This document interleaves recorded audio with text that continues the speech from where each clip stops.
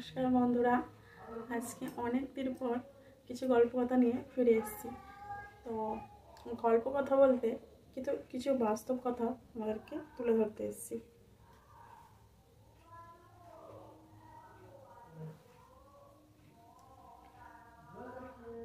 এক বাবা আর মেয়ের কথা। ছোটোখাটো একটা চাকরি করি, গত মাসে বড় মেয়েকে বিয়ে দিয়েছি। অবশ্যই কথাটা সংগৃহীত। ধার দেনা করে প্রায় 6 লক্ষ টাকা খরচ করে একটু আগে মেয়ের ফোন। বাবা, কেমন আছো? হ্যাঁ মা, তুই ভালো আছিস তো? আছি বাবা, ভালো। এইভাবে বলছিস কেন? তো শ্বশুররা খুশি হয়েছে তো? ওরা কিছু বলেনি? শাশুড়ি বলেছে বিয়েতে যে আসবাবপত্রগুলো দিয়েছো ওগুলো নাকি নিম্নমানের। তখন আমার চোখে জল টল করছিল।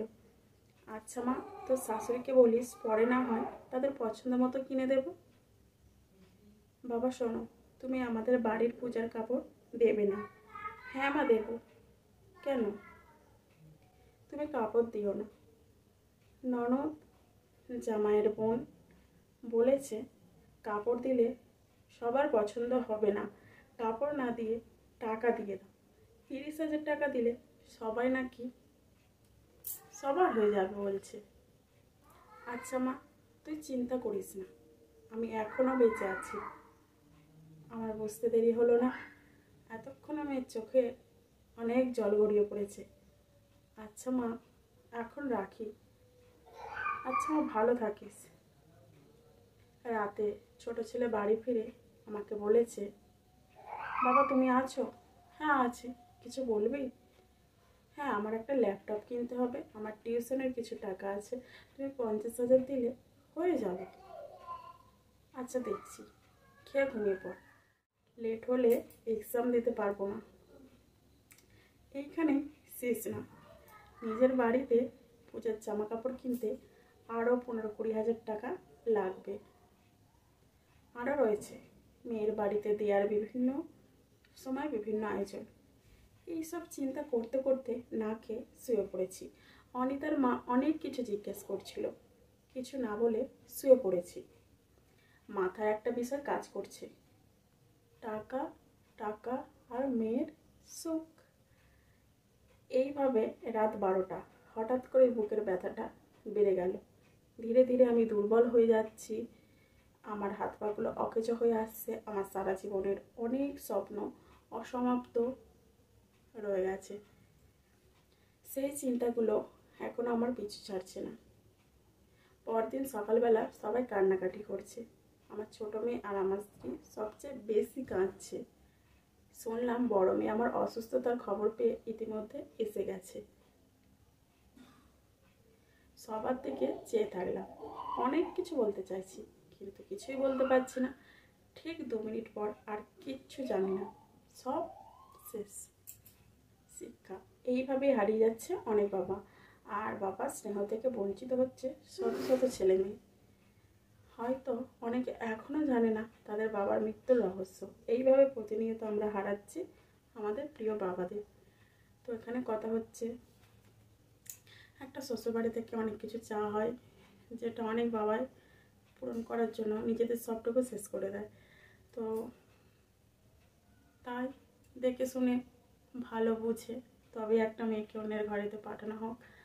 আর কি বলি বলো তো, এখন প্রত্যেকটা ঘরেরই কাহিনী হয়ে গেছে, ভালো দিলে খারাপ আর খারাপ দিলে ভালো। এটা ছিল আমার বাবার কথা।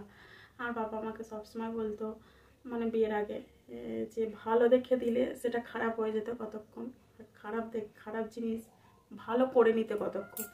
তো যাই হোক, তো প্রত্যেক ঘরের কথা।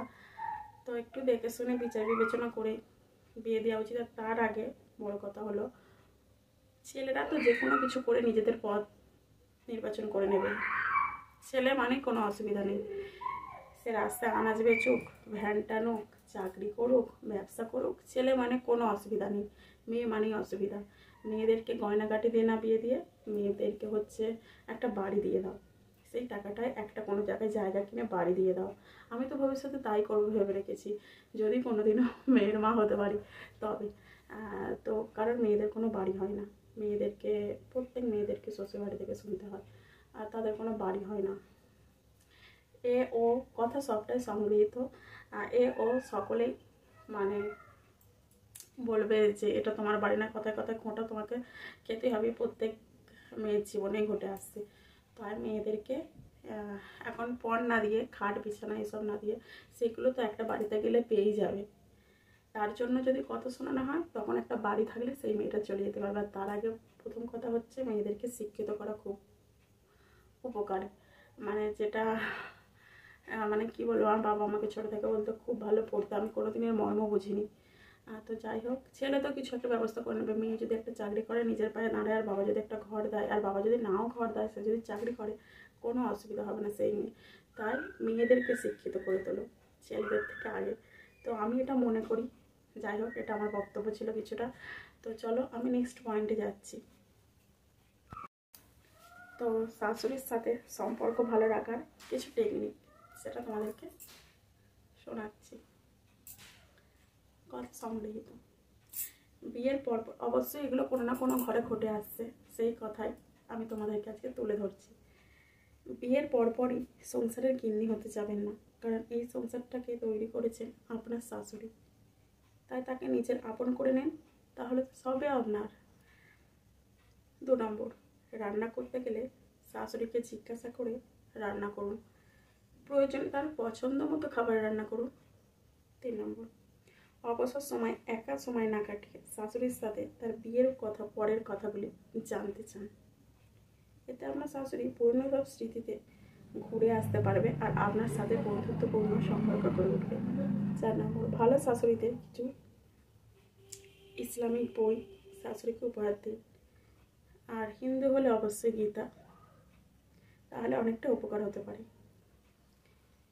5 নম্বর, নিজের জন্য কিছু শপিং করতে গেলে শাশুড়ির জন্য কিনে আনুন, খুব খুশি হবে। 6 নম্বর, শাশুড়ির সাথে একসাথে বসে খাওয়া দাওয়া করুন। 7 নম্বর, শাশুড়ির চুলে তেল দিয়ে চুল আঁচড়ে দেয়। এগুলো ছিল আগেকার নিয়ম, শাশুড়ির চুল বেঁধে দেওয়া, কিন্তু এখনও কিছু কিছু ঘরে এগুলো বর্তমান রয়ে গেছে। 8 নম্বর, শাশুড়িকে শুনিয়ে শুনিয়ে আপনার মায়ের কাছে শাশুড়ির নামে ইনিয়ে বিনিয়ে প্রশংসা করুন, দেখবেন মন গলে যাবে। 9 নম্বর, শাশুড়ি রেগে বকা দিলে চুপ করে থাকুন, দেখবেন রাগ কমে গেলে নিচে থেকেই কথা বলবে, তর্কে জড়ালে ঝগড়া বাড়বে। 10 নম্বর, শাশুড়ি অসুস্থ হলে সেবা করুন, বাড়ি থেকে বাইরে গেলে শাশুড়ির অনুমতি নেই, বাসায় ফিরলে বাইরে থেকে শাশুড়ির প্রিয় খাবার কিনে আনুন যদি এটা থাকে। আশেপাশের মানুষের কাছে শ্বশুরবাড়ির সবার সম্পর্কে প্রশংসা করুন, ইনশাআল্লাহ, জয় শ্রীরাম, সবাই ভালোবাসে। আর শাশুড়ি কখনো মা হয় না, এসব ধারণা মুছে ফেলুন। সব মানুষ একই রকম নয়, এই যে হাতের 5টা আঙুল, এরা কি সমান? এরা তো অসমানই। তারা আছে তো, এইটার মধ্যে 5 জন একসাথে আসছে তো। সব মানুষ একই রকম না, তাই মানিয়ে নিতে শিখুন। যদি ভালো লাগে, এটাই আমার কথা, অবশ্যই আমার চ্যানেলটি সাবস্ক্রাইব করে দিও। সব থেকে লাস্ট যে কথাটা বলবো, ভালোবাসা দিয়ে ভালোবাসা অর্জন করতে হয়। তুমি একটা মানুষকে কাছে টেনে ভালো না বাসলে তুমি কী করে আশা করছো সে তোমাকে ভালোবাসবে? কখনোই না।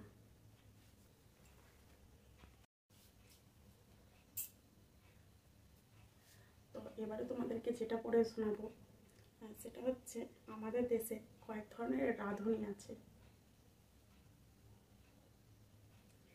প্রথম রাঁধুনির কথা বলি। কিছু মানুষ তারা অন্য লোককে দিয়ে কাটাকাটি করিয়ে, বাসন ধুইয়ে, মশলা সব কিছু করিয়ে নেয়, মানে বাটনা বাটা যাকে বলে, আর খালি চুলায় বসে খুন্তি নাড়বে, আর নিজেকে বিশাল রাঁধুনি মনে করবে, আর সারাদিন গান গাইবে, আমি রেঁধেছি, ওরে আমি রেঁধেছি। কথা সংগৃহীত, অবশ্যই কোনো না কোনো ঘরের ঘটনা, না হলে আর এখানে উঠে আসছে কী করে? আর আমি তো শুধু আপনাদেরকে পাঠ করে শোনাচ্ছি, তাই না? 2 নম্বর, কিছু কিছু রাঁধুনি আছে যারা চুলায় বসবে, 14 জনকে ডাকবে, লবণ আনো, তেল আনো, লঙ্কা আনো, জল আনো, সব কিছু এনে দিলেও পরে দেখবে তাও বলবে তরকারি দেবো, ভাত তুলবো, এসবের থালা বাসন চামচ সব কিছু তাকে জোগাড় করে দিতে হবে। বুঝতে পেরেছ? এ আর এক ধরনের রাঁধুনি, কথাগুলো মন দিয়ে শোনো। তৃতীয় হলো, কিছু লোক আবার কাটাকাটি, বাসন মাজা মানে ধোয়া, মশলা করা মানে বাটনা বাটা, রান্না চুলায় বসে সব কিছু একা করবে, মুখ বন্ধ করে চুপচাপ। রান্না রান্না হবে, নিয়ে যাবে, খাওয়ার সময় সবাইকে পরিবেশন করবে, আবার এরা সবই করবে। এটা আরেক ধরনের রাঁধুনি। আরেক ধরনের রাঁধুনি আছে, তো এরা খালি বাসন ধুয়েই যাবে, ধোয়া বাসন আবার ধোবে, পরিষ্কার সবজি মাছ ধোবে, 14 বার তাকে হাত ধুইতে হবে, কিছু বাড়ির নিয়ম আছে না। আবার রান্না করতে করতে 14 বার হাত পাতাবে, আরো কত কি। আরেক ধরনের রাঁধুনি আছে। এবার বিশেষ আরেক রাঁধুনি আছে, তার কথা বলি। এরা খালি সেন্টু মারবে, মন দিয়ে শুনবে, আর অর্ডার করে বসবে, এটা করো ওটা করো, আর ভুল ধরবে। রান্না যতই ভালো হোক, আছে না কিছু মানুষ এরকম, শুধু ভুল ধরতে জানে। যতই ভালো করে রেঁধে দাও না কেন, তাদের মন তুমি পাবে না। এত ভালো রাঁধুনি তারা, তাদের কোনো ভুলই হয় না। রাঁধুনি মানেই ভুল হয়, সে বড় বড় হালাই করে, তাই না? কিছু মানুষ এমন অর্ডার করে, এমন বলে যেন তাদের কোনো ভুলই হয় না, তারা একদম স্বর্গ থেকে ভগবান নেমে এসছে। তাদের যদি সেরা রেস্টুরেন্ট থেকে খাবার এনে দাও, তাও তারা ভুল ধরবে। বিশেষ করে যদি না তোমাকে ভালো লেগে থাকে, তাহলে তো ধরবেই। এদের পাতেই চুল পড়ে, কাকড় পড়ে, এদের রান্নায় তেল মশলা ঝাল নুন মিষ্টি সব কিছু বেশি বেশি দিয়ে ফেলে, আবার কম দিলেও জ্বালার শেষ নেই। কারণ ভুল না ধরলে এদের এই যে পেটের ভাতই হজম হবে না, এই আর কি।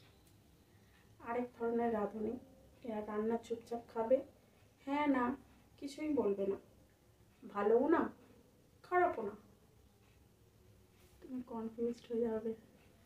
তো চলো, এই যে কিছু বুঝতে পারছো কি? এখানে আমার ক্যামেরাতে এত আলো পড়েছে, হয়তো তোমাদেরকে কিছু দেখাতে পারলাম না। তো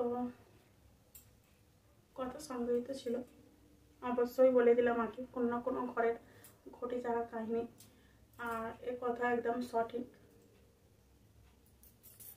তো এটুকুই বলবো যে সকলে মিলেমিশে থাকো, মানিয়ে নিয়ে চলো, একে অপরকে ভালোবাসা দাও, তবেই ভালোবাসা পাবে। আর অন্যের ঘরের মেয়েটা কখনো কখনো শান্তি বাজাতে আসে না। তো যাই হোক, চলো আর বেশি কথা বাড়াচ্ছি না। তো যদি ভিডিও ভালো লেগে থাকে, অবশ্যই চ্যানেলটি সাবস্ক্রাইব করে, লাইক করে, কমেন্ট করে পাশে থেকো। আর এরকম নতুন নতুন বাস্তব কথা, গল্প কথা পেতে। তো বেশ কয়েকদিন ভাবছিলাম যে আমি আমাকে দেখিয়ে এত গল্প কথাগুলো বলবো, কিন্তু আমার সময় হয়ে উঠছিল না, কিন্তু আজকে আমি সেই সময়টা পেয়ে গেছি, তাই তোমাদেরকে তুলে ধরলাম। তো কিছু বাস্তব কথা আছে যেটা আমি পিছন থেকে বলি, মানে অডিওতে বলি, আমাকে দেখিয়ে বলা হয় না। তো তোমরা চাইলে আমাকে ভাইরাল করে দিতে পারো, তো তাহলে অবশ্যই তোমরা মুখ দেখিয়ে অনেক কিছু, অনেক উপহার পাবে। তো অবশ্যই তার জন্য ভাইরাল করতে হবে, প্লিজ আমার ভিডিওটা ভাইরাল করে দিও। তো চলো, আজকের জন্য এখানেই সমাপ্ত করলাম।